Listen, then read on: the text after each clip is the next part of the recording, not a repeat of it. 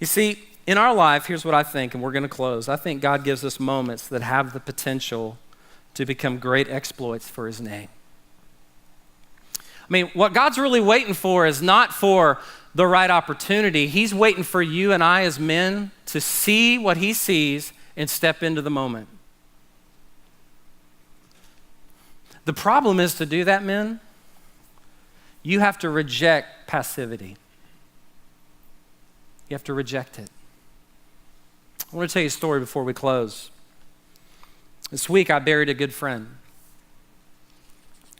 This time last Sunday, when I was preaching on this stage to you about John the Baptist, the person in my life who had been most like John the Baptist was killed.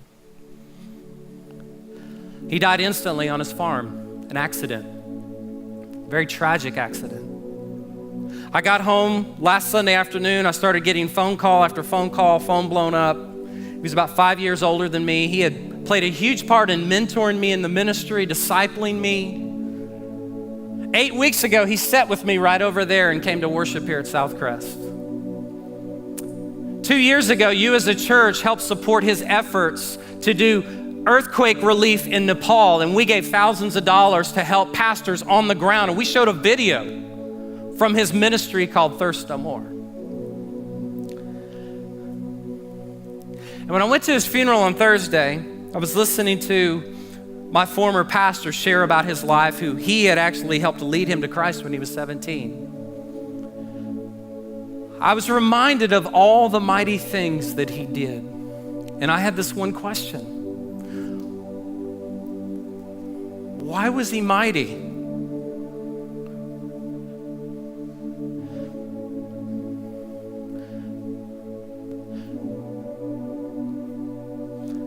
Craig, when he met Jesus, became radicalized by love.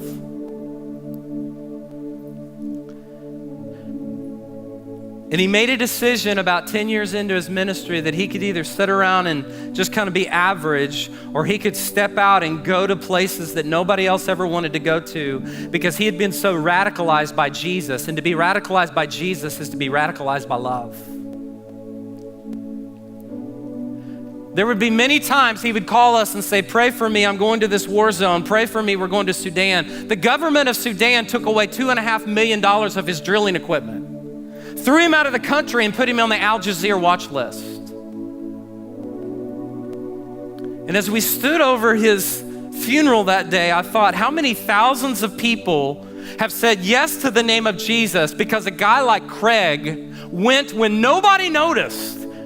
And his why was this: I've been radicalized by love. You see, in our culture, we are talking a lot about people who've been radicalized. Last Sunday morning, we woke up to the devastation of Orlando, where a man walked in and he was radicalized by hate. How different would that scenario have been if the Pulse nightclub would have had a man walk in who had been radicalized by love? And instead of going to kill people, would have gone to love people. Because men, here's the thing. The conviction, the next step I want you to take today is this. Would you make a decision to reject passivity? And would you ask Jesus to radicalize you by love?